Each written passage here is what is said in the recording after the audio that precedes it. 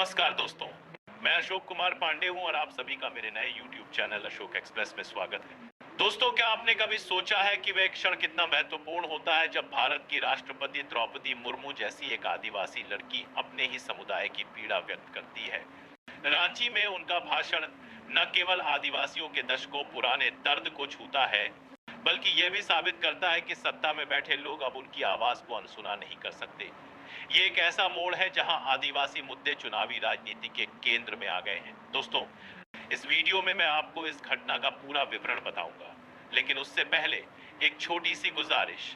अगर आपको अभी तक वीडियो पसंद नहीं आया है तो मीडिया के उन आलसी एंकरों की तरह मत बनिए जिनकी दिलचस्पी सिर्फ हवस में है। लाइक बटन दबाएं दोस्तों, इसे अपने दोस्तों और परिवार के साथ शेयर करें और हमें कमेंट में बताएं कि आप भारत के किस शहर या राज्य से ये वीडियो देख रहे हैं। और हाँ, अगर आपने अभी तक हमारे चैनल को सब्सक्राइब नहीं किया है तो जल्दी करें, क्योंकि न्यूज़ चैनल बदल सकते हैं लेकिन असली खबरें कभी नहीं बदलती। अब मुद्दे पर आते हैं। 21 अक्टूबर 2023 को राष्ट्रपति द्रौपदी मुर्मू ने रांची में एक कार्यक्रम में कहा, मैं एक आदिवासी बेटी हूं, इसलिए अपने आदिवासी भाइयों और बहनों का दर्द समझती हूं। यह महज एक मुहावरा नहीं, बल्कि आदिवासियों की सदियों पुरानी पीड़ा का प्रतिबिंब है। मुर्मू खुद औसा के संथाल आदिवासी समुदाय से हैं और राष्ट्रपति बनने वाली पहली आदिवासी महिला हैं। झारखंड जैसे राज्य में जहां आदिवासी आबादी 26% से ज्यादा है और चुनावी राजनीति में निर्णायक भूमिका निभाती है, ये बयान खासा मायने रखता है। क्या इस बयान का झारखंड के आगामी विधानसभा चुनावों पर असर पड़ेगा? बिल्कुल, क्योंकि भाजपा आदिवासी वोट बैंक को मजबूत करने की कोशिश कर रही है। ये बयान आदिवासियों के साथ हुए ऐतिहासिक अन्याय को उजागर करता है। आजादी के बाद से विकास परियोजनाओं के नाम पर आदिवासियों को उनकी जमीनों से बेदखल किया जाता रहा है। उदाहरण के लिए बोकारो स्टील प्लांट और रांची की कई परियोजनाओं ने हजारों आदिवासी परिवारों को बिना पर्याप्त मुआवजे के विस्थापित कर दिया है। मुर्मू ने इस दर्दनाक मुद्दे को उठाते हुए कहा कि आदिवासी संसाधनों से वंचित हैं। क्या यह सिर्फ एक भावनात्मक अपील है या सत्ताधारी दल की कोई रणनीति? कांग्रेस और झामुमो जैसे विपक्षी दल इसे भाजपा की चुनावी चाल बता रहे हैं। भाजपा मुर्मू को राष्ट्रपति बनाने का श्रेय ले रही है। हालांकि सच्चाई यह है कि आदिवासी मुद्दे अब राष्ट्रीय स्तर पर उठ रहे हैं, जो लोकतंत्र के लिए एक अच्छा संकेत है। मुर्मू ने आदिवासी युवाओं को शिक्षा और आत्मनिर्भरता पर ध्यान केंद्रित करने की सलाह दी।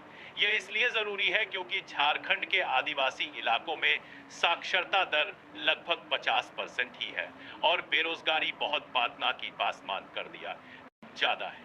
उन्होंने कहा कि आदिवासी समाज को आगे बढ़ाने का एकमात्र जरिया शिक्षा ही है। याद रहे, 2019 के लोकसभा चुनाव में झारखंड के आदिवासी इलाकों में भाजपा ने अच्छा प्रदर्शन किया था। हालांकि विपक्ष ने 2024 के चुनाव में वापसी की है। मुर्मू के भाषण से भाजपा को आदिवासी मतदाताओं से फिर से जुड़ने का मौका मिला है, लेकिन क्या यह काफी है? विपक्ष का आरोप है कि केंद्र सरकार आदिवासी कल्याण योजनाओं के लिए धन में कटौती कर रही है, जैसे वन अधिकार अधिनियम की अनदेखी।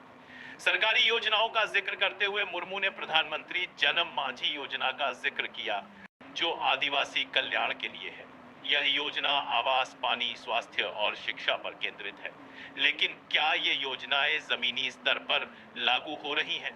रिपोर्ट्स बताती हैं कि झारखंड के कई आदिवासी गांवों में अभी भी बिजली और सड़कें नहीं हैं।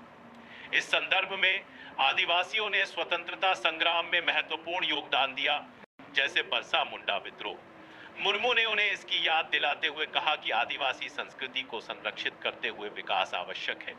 यह बयान सत्ताधारी दल के लिए सकारात्मक है, लेकिन विपक्ष इसे आदिवासियों की वास्तविक समस्याओं से ध्यान भटकाने की कोशिश बता रहा है। इस घटना के राजनीतिक निहितार्थों पर विचार करें। झारखंड में हेमंत सोरेन की सरकार आदिवासी अधिकारों पर जोर देती है, जबकि भाजपा विपक्ष में है। मुर्मू का भाषण केंद्र सरकार की आदिवासी समर्थक छवि को और मजबूत करता है, खासकर तब जब भाजपा ने 2024 के चुनावों में राष्ट्रीय स्तर पर आदिवासी सीटें जीती हैं। लेकिन क्या यह पर्याप्त है?